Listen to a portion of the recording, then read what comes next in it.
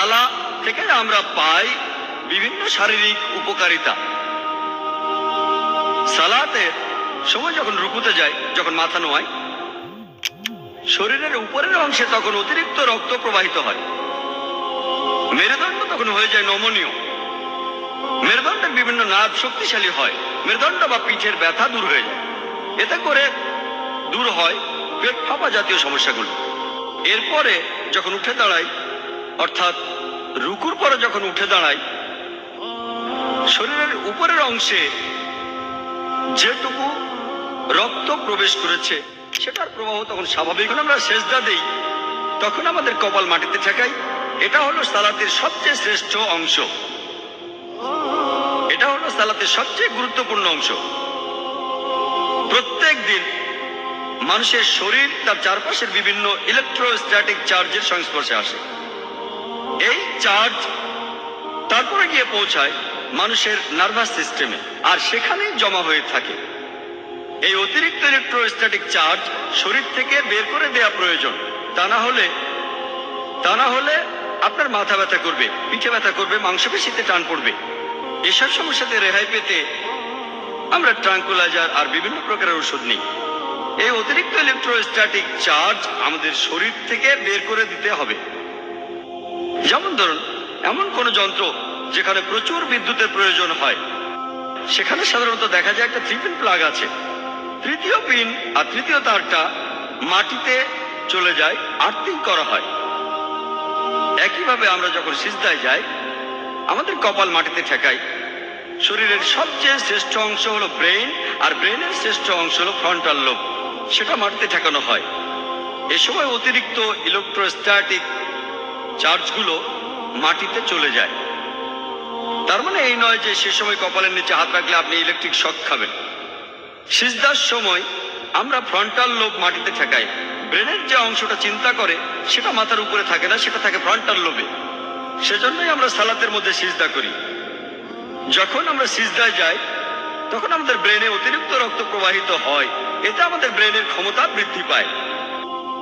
যখন সিজদা করি তখন আমাদের মুখের চামড়ায় ও ঘাড়ে অতিরিক্ত রক্ত প্রবাহিত হয়। এতে আমাদের মুখমণ্ডলে রক্ত প্রবাহের মাত্রা বেড়ে যায়। এটা শীতকালে আমাদের জন্য খুবই উপকারী। বিভিন্ন অসুখ থেকে বাঁচতে পারি, যেমন ফাইব্রোসাইটিস ও চিলব্লেন। যখন সিজদা করি তখন প্যারানেজাল সাইনাসের ড্রেনেজ তৈরি হয়। এতে করে সাইনোসাইটিসের সম্ভাবনা কমে যায়, যেটা হলো সাইনাসের প্রদাহ। সারাদিন আমরা সাধারণত সোজা হয়ে দাঁড়িয়ে থাকি, আর ম্যাক্সিলারি সাইনাস, এটার ড্রেনেজ থাকে শরীরের উপরের অংশে। আমরা সারাদিন সোজা হয়ে দাঁড়িয়ে থাকি বলে এর চলাচল হয় না। সেজন্য যখন সিজদায় যাই, ব্যাপারটা অনেকটা এমন যে একটা ভরা পাত্র উল্টে দিলাম। এতে করে ম্যাক্সিলারি সাইনাসের ড্রেনেজটা হয়। এছাড়াও এতে করে আমাদের শরীরের ড্রেনেজ তৈরি হয় ফ্রন্টাল সাইনাসের, এথমোডিয়াল সাইনাসের এবং স্পেনোডিয়াল সাইনাসের। এতে করে সাইনোসাইটিস হওয়ার সম্ভাবনা কমে যায়। অথবা সাইনোসাইটিস যদি থেকেও থাকে, এটা তার প্রাকৃতিক চিকিৎসা। এছাড়াও সিজদা তাদের জন্য প্রাকৃতিক চিকিৎসা। যেসব মানুষ ব্রঙ্কাইটিস রোগে ভুগে থাকেন, এতে করে ব্রঙ্কিল ট্রি দিয়ে রস নিঃসৃত হতে পারে। সিজদার কারণে ব্রঙ্কিল ট্রিতে রস জমা হয়ে থাকতে পারে না। এতে করে বিভিন্ন পালমোনারি অসুখের চিকিৎসা করা যায়, যেখানে আমাদের শরীরে রস জমা হয়। আমাদের শরীরে রস ছাড়াও ধুলাবালি আর রোগ জীবাণু জমা হতে পারে। সিজদার মাধ্যমে এইসব অসুখেই উপকার পাওয়া যায়। আমরা যখন নিঃশ্বাস নেই তখন আমাদের ফুসফুসের মাত্র 2/3 ব্যবহার করে থাকি, আর বাকি 1/3 ফুসফুসের সেখানে বাতাস থেকে যায়। মাত্র 2/3 তাজা বাতাস আমাদের ফুসফুসে ঢোকে আর বের হয়ে যায়, ঢোকে আর বের হয়। বাকি 1/3 বাতাসকে বলে রেসিডুয়াল এয়ার। আমরা যখন সেজদা করি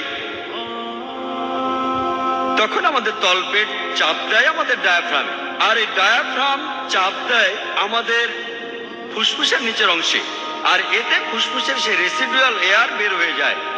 তাহলে এই বাতাস বের হয়ে গেলে আরো তাজা বাতাস ফুসফুসে ঢোকে। এতে করে আমাদের ফুসফুস স্বাস্থ্যবান হয়। যখন সিজদা করি তখন যেহেতু অভিকর্ষ বল কমে যায়, তলপেটের অঙ্গ প্রত্যঙ্গে রক্ত চলাচল বৃদ্ধি পায়। তলপেটের বিভিন্ন অঙ্গ প্রত্যঙ্গে ধমনীর ভেতরে রক্ত চলাচল সেটা বেড়ে যায়। সিজদা এবং রুকু এগুলোর মাধ্যমে হার্নিয়া, ফিমোরাল ইত্যাদি অসুখের নিরাময় হয়ে থাকে। এছাড়াও সিজদায় অনেক রোগের নিরাময় হয়, তার মধ্যে একটা অসুখ হলো হেমোরয়েড, যেটাকে সাধারণ মানুষ বলে থাকে পাইলস। এছাড়া সিজদার মাধ্যমে জরায়ুর স্থানচ্যুতিকে রোধ করা যায়। যখন সিজদা করি তখন আমাদের শরীরের ভর থাকে হাঁটুর উপরে, আমাদের পা থাকে নমনীয়। এছাড়া আমাদের পায়ে সোলিয়াস ও গ্যাস্ট্রোনিমিয়াস মাসল, এই মাসলগুলোকে বলা হয় পেরিফেরাল হার্ট, কারণ এই মাসলগুলোতে অনেক ধমনী আছে, আর এই ধমনীগুলো দিয়ে শরীরের নিচের অংশে রক্ত প্রবাহিত হয়ে থাকে। এতে করে শরীরের নিচের অংশ রিল্যাক্সড হয়। যখন সিজদায় যায় আমাদের হাঁটু তখন মাটি স্পর্শ করে, হাত এবং কপালও মাটি স্পর্শ করে। এই পদ্ধতিতে কার্ভাইকাল স্পাইনের বিভিন্ন অসুখের নিরাময় হয়, কারণ এই সিজদার মাধ্যমে ইন্টারভার্টিব্রাল জয়েন্টের উপকার হয়। সিজদার মাধ্যমে বিভিন্ন হৃদরোগের উপকার পাওয়া যায়। যখন আমরা সিজদা থেকে উঠি আমরা হাঁটু গেড়ে বসি, শরীরের উপরের অংশে যে রক্ত চলে গিয়েছিল সেটা স্বাভাবিক হয় আর শরীরও রিল্যাক্সড হয়। তখন আমাদের উরু আর পিঠের ধমনের মাধ্যমে অতিরিক্ত রক্ত প্রবাহিত হয়, পিঠের মাংসপেশি রিল্যাক্সড হয়। সিজদার মাধ্যমে আমরা উপকার পাবো কোষ্ঠকাঠিন্য আর বদহজমে।